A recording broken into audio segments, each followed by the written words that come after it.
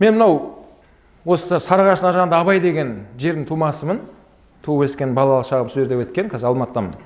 Сол Абай деген біздің ауылда, біздің бала кезімізде ондай емес еді. Кейін жаңа Насыбай деген пәлекет дамып кетті.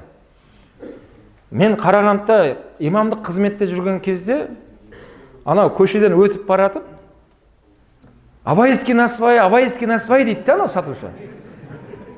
Енді өтіп барады, құлағым кәдімгі елең ете қалдым. Қайттан бұрылып келдім да, жаңа сатып тұрған апай екен, әйел кісі.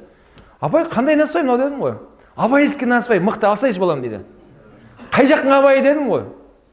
Анау Сарыағашты білесің ба? Сол жақта бұл Насыбай дейді. Тур менің ауылымда айтып тұрған ол.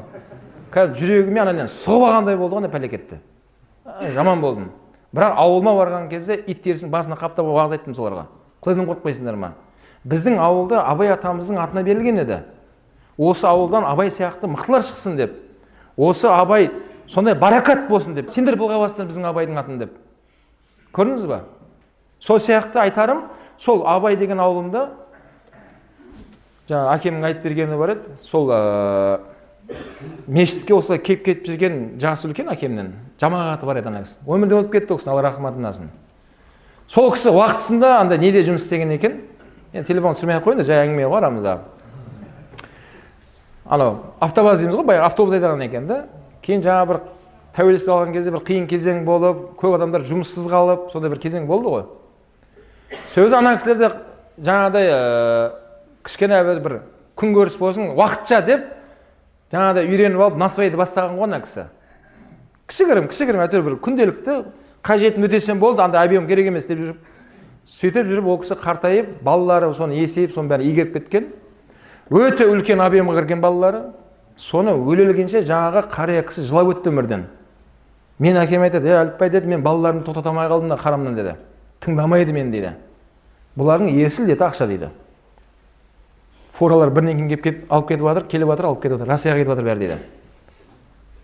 Ана кісі сол жылаған күйі өмірден өтіп кетті. Қиын мәселе екен бұл. Әлім келе алмай қалды. Қарамды өзім бастаған, Құдай мен кешірсін, мен тоқтата алмадым деді ана кісі. Балаларға өтіп кеткен ана бизнес. Балалар тыңдамайды екен. Оны пайғамбар алейхиссалам бізге ескерткен бауырлар. Пайғамбар айтады, сендер өмірден өткен кезде де арттарыңнан сауапты келіп тұратын осындай жұмыс қалдырып кетіңдер деген да.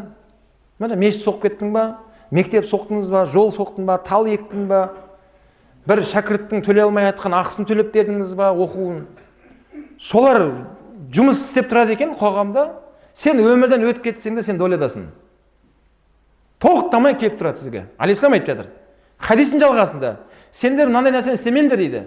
Сендер өмірден өтіп кеткеннен кейін де күнә келіп тұратын жол қалдырып кетпеңдер деген алейхиссалам.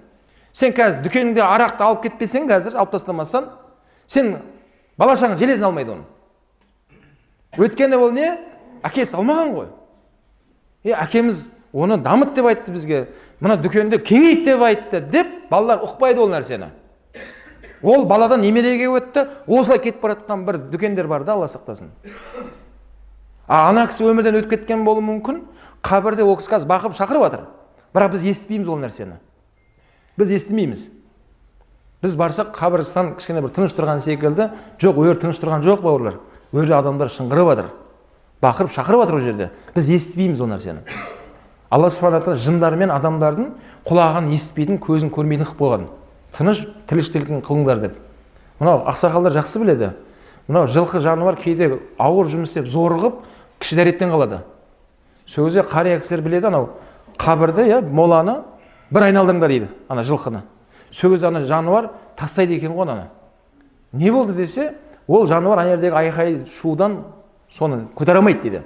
Өте қатты дауыстар бар да ана жерде. Соны жылқы естіп тұр ғой. Оны тек қана адамдар ғана естімейді, және жындар ғана естімейді деген. Қалған бүткіл жаратылыс естиді. Өрде не болып жатқанын, кім қандай бақырып шақырып жатқан Алла ғана біледі, басқа нәрсені естіп жатыр деген. Ол қазір тіріліп келіп, ана магазинді өрте жібергісі келіп тұр сенің. Бірақ ол тоқтамай жатыр бірақ. Сен оны естіп жатқан жоқсың. Сен оны сезіп жатқан жоқсың. Сол үшін бауырлар айтарымыз, біз сондай жұмыс жасап кетейік көзіміздің тірісінде. Ертең ұрпақтарымызға жалғасын, бірақ адал кәсіп болсын ол. Ол ертең не? Сауап келіп тұратындай жол жасап кет деп айтты да алейхиссалам бізге. Ол ұрпақтан ұрпаққа, кейін ол біреуге үйретеді, ол біреуге, осылай кете берсін де қияметке шейін иншалла. Сол кезде не болады? Міне сол біздің азығымыз сол болады. Тірі кезінде де азығың рахатын көресің, өмірден өтіп кетсең де рахатын көре бересің ол аз кәсіптің. Оның екінші жағы арақ деген бәледен тыйылмасаңыздар, оның Құдай сақтасын, алейхиссалам айтады, арақты шығарған адам, оны насихаттаған адам, оны жүрси деген адам, ішкен адам, яғни сол араққа қатысты кім бар? Ертең қияметте бәрі үлескер деген сол. Қияметте бір оқиға болды да, мысалға, біреу ішіп алды, біреу қағып кетті. Біреу ішіп алды, әйелін ұрып, айырылысып кетті. Үлкен апат қой мынаның бәрі. Сол болған оқиға ертең қияметте Алланың алдында қайттан көтеріледі бұл мәселе. Қазір мына өмірде дела жабылған шығар, бірақ дела жабылған жоқ, ақыреттің деласы әлі ашық тұр. Қияметте әрбір болып жатқан нәрселе қайттан қайталанады қайттан. Ол жерден әділ үкім шығарылады. Қалай болды, бәрі жауап береді. Соны Расул айтып жатыр. Бұны тек қана ішкен адам ғана емес екен де ол пәлекетті. Оны анау шығарған адам да ертең құтыла алмай қалады қияметте. Соның заводы бар адамдар құтыла алмай қалады. Сол заводқа алып келіп, ана жүзімін өткізген адамдар да құтыла алмай қалады қияметте. Оны тасып жүрген көлігі бар адамдар да құтыла алмай қалады. Жүрси деген адам да құтыла. Кім қатысы бар сол пәлекетке? Сондай бір жағдай болды ма, бәрі жауап береді. Бір адам емес. Сол үшін Құдай сақтасын, ертең қияметте танымайтын біреулер жағамыздан жармасып, ертең сотта тұрмай қияметте. Масқара болып. Сен айтқан екен барып, мен мынаны алған едім. Мен қайдан білейін оны деп. Қияметте адамдар бәле іздейді. Білесіз бе, біреуді тозаққа тығып жіберсе де өзі құтылып қалып жолын іздеп тұрады қияметте. Ешкімді аямайды қияметте. Алла Құранда айтты ғой, әке баладан қашқан күн, бауыр бауырдан қашқан күн, дос достан қашып кететін күн ол күн сондай күн деген. Не үшін бала әкесі баласынан қашып десе, тәпсірінде ғалымдар айтқан, өйткені ана отты көрген кезде әке қорқады екен. Ана балам бір сауабымды сұраса, қызымге бір сауабымды сұраса, амалымды қазір сауабым азайып қалып, күнәм көбейіп кетіп, тозаққа кетіп қаламын деп қорқады екен де әке. Уайымдайды екен. Сөйтіп балаларына көрінбей қашып жүреді екен ол. Алла соны айтып жатыр. Әке баладан қашады ол күн дейді. Мына өмірде кім баласынан қашады? Ана жақта қашады. Сондай бір әкелері бар екен, бала шағасымен күтіп тұрады екен, әулет болып, нұрланып. Алла сондайларын болып нәсіп етсін да. Міне аз қалды. Қазір кіреміз деп дайын тұратын әкелер болады екен, бала шағасымен тұрады екен ғой былайынан. Олар не істеген? Олар жаңағыдай не? Адал кәсіппен айналысқан, адал өнімді шығарды. Балаларына соны арам адалды үйретті. Олар да соны қайталады. Әкеміз осындай салып кеткен жолды қайталайық бауырлар деп. Олардың қайталаған кейінгі немерелері қайталады. Осылай.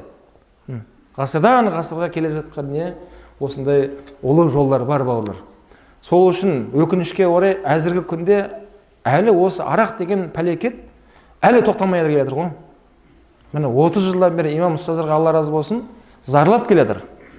Жетесіне жеткізіп айтып келе жатыр, бірақ адамдар әлі соны тұтынып жатыр.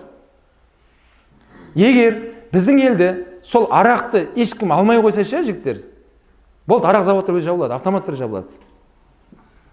Мен айтамаймын, олар ешкім алмаса да өзіне өзі өндіре бермейді оны.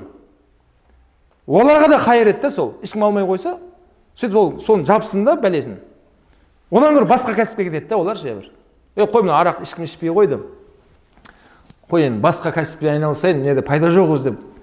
Үмітін сөндіріп тастаңыздар деп жатқаным ғой.